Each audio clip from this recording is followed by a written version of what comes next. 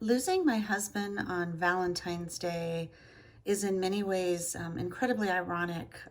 We had a very loving, romantic type of a marriage, and from the time that I was a little girl, long before I met my husband, I was always such a fan of Valentine's Day. My parents made it such a special holiday. And I'm a Pisces, my birthday's in February, and so I've always been all about love and romance and all those things that many people think are cheesy or commercialized about Valentine's Day.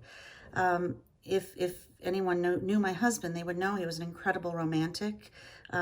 He was all about love. He was a big teddy bear.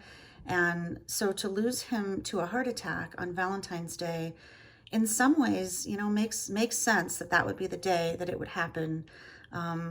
It makes it a very bittersweet holiday, and it's been incredibly challenging the last 2 years since I've lost him, because it's all about love. Everywhere you go, you can't walk in the store without seeing balloons and roses and hearts. And so I'm hopeful that as time goes on, it will become more of a bittersweet memory, and a reminder of the amazing love in our love story, our romance that spanned over 3 decades.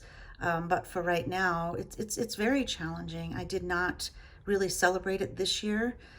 People in my life asked me if I wanted to celebrate it, and I chose not to. I didn't even get things for the kids this year. Normally we would get them candy or flowers or whatever.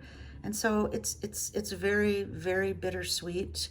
And I hope that I can find better ways of dealing with it, because I don't want to avoid it altogether for the rest of my life. But for the time being, it's very, very challenging.